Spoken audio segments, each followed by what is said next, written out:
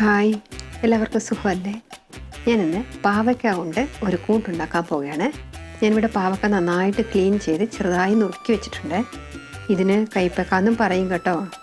ഇങ്ങനെ ഉണ്ടാക്കുമ്പോൾ ഈ പാവയ്ക്കായ്ക്ക് അധികം കയ്പ് തോന്നുകയില്ല. ഇനി ഇതുണ്ടാക്കാൻ എന്തൊക്കെയാണ് ആവശ്യമെന്ന് നമുക്ക് നോക്കാം.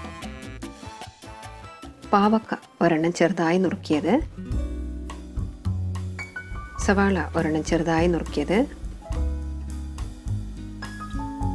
ഇഞ്ചി വെളുത്തുള്ളി പേസ്റ്റ് 1/2 ടീസ്പൂൺ, മുളക് പൊടി 1/2 ടീസ്പൂൺ, മഞ്ഞൾപ്പൊടി 1/4 ടീസ്പൂൺ, പരിപ്പ് വേവിച്ചത് 1/4 കപ്പ്, തക്കാളി ഒരെണ്ണം ചെറുതായി നുറുക്കിയത്, പുളി ഒരു ചെറിയ നെല്ലിക്ക വലുപ്പത്തിന്, കറിവേപ്പില ആവശ്യത്തിന്, ഉപ്പ് ആവശ്യത്തിന്, എണ്ണ 3 ടേബിൾ സ്പൂൺ, തൈര് 1 ടേബിൾ സ്പൂൺ, പെരുംജീരകം 1/4 ടീസ്പൂൺ, മല്ലിയില ആവശ്യത്തിന്. ഇപ്പം നമുക്ക് ഈ പാവയ്ക്ക ഒരു പാത്രത്തിലേക്ക് ഇട്ടിട്ട് അല്പം ഉപ്പ് ചേർത്ത് നന്നായിട്ടൊന്ന് മിക്സ് ചെയ്യണം. ഇപ്പം ഇതിലേക്ക് 1 ടേബിൾ സ്പൂൺ തൈരും കൂടി ചേർത്ത് നല്ലതുപോലെ ഒന്ന് മിക്സ് ചെയ്യണം. ഇനി നമുക്കിതൊരല്പം നേരത്തേക്കൊന്ന് മാറ്റി വയ്ക്കാം. ഇപ്പം നമുക്കിത് എങ്ങനെയാണ് ഉണ്ടാക്കുന്നതെന്ന് നോക്കാം. ഞാനിവിടെ ഒരു ചീനിച്ചട്ടി ചൂടാകാനായിട്ട് വെച്ചിട്ടുണ്ട്. ചീനിച്ചട്ടി ചൂടായതും നമുക്കിതിലേക്ക് 3 ടേബിൾ സ്പൂൺ എണ്ണ ഒഴിച്ചു കൊടുക്കാം. എണ്ണ ചൂടായതും 1/4 ടീസ്പൂൺ പെരുംജീരകം കൂടി ഇട്ട് കൊടുക്കാം. കൂടെ തന്നെ സവാളയും കൂടി ചേർത്ത് നന്നായിട്ടൊന്ന് വഴറ്റണം. സവാള വേഗം വഴന്ന് വരാനായിട്ട് നമുക്കിതിലേക്ക് അല്പം ഉപ്പും കൂടി ചേർത്ത് കൊടുക്കാം.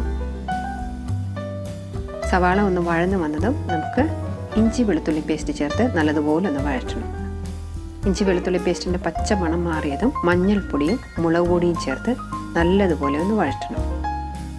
മസാല ഒന്ന് വഴന്ന് വന്നതും ഇതിലേക്ക് നമുക്ക് 1/2 ടീസ്പൂൺ കബാബ് മസാല കൂടി ചേർത്ത് കൊടുക്കാം. ഈ കബാബ് മസാല ചേർക്കുമ്പോൾ ഒരു നല്ല മണവും രുചിയൊക്കെ ഉണ്ടാകും കേട്ടോ. അഥവാ കബാബ് മസാല ഇല്ല എന്നുണ്ടെങ്കിൽ നിങ്ങൾക്ക് അതിന് പകരം ചിക്കൻ മസാലയോ മീറ്റ് മസാലയോ ഏതെങ്കിലും ചേർത്താൽ മതി കേട്ടോ. ഇപ്പം നമുക്കിതിലേക്ക് തക്കാളി അരിഞ്ഞതും കൂടി ചേർത്ത് നല്ലതുപോലെ ഒന്ന് വഴറ്റണം. ഈ തക്കാളി ചേർത്ത് നന്നായിട്ടൊന്ന് വഴന്ന് വരാനായിട്ട് നമുക്കിതൊരല്പ സമയത്തേക്ക് ഒന്ന് അടച്ചു വെച്ച് വേവിക്കാം. ഇതൊന്ന് വെന്ത് വരുമ്പോഴേക്കും നമുക്ക് ഈ പുളി ഒരല്പം വെള്ളമൊഴിച്ച് കുതിരാനായിട്ട് വെക്കാം. ഇപ്പം നമുക്ക് തുറന്ന് നോക്കാം. തക്കാളി നന്നായിട്ട് വെന്ത് വന്നിട്ടുണ്ട്. ഇപ്പം നമുക്ക് ഈ പാവയ്ക്ക നന്നായിട്ടൊന്ന് പിഴിഞ്ഞ് ഈ മസാലയിലേക്കൊന്ന് ഇട്ട് കൊടുക്കാം.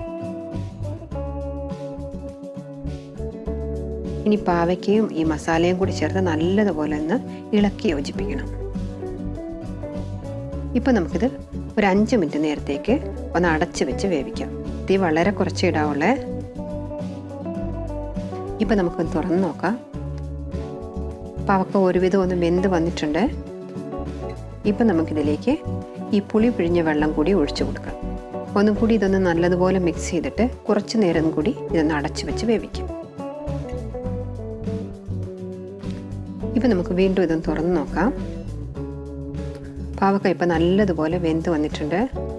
ഇപ്പം നമുക്കിതിലേക്ക് പരിപ്പ് വേവിച്ചതും കൂടി ചേർത്ത് നന്നായിട്ടൊന്ന് ഇളക്കി യോജിപ്പിക്കണം.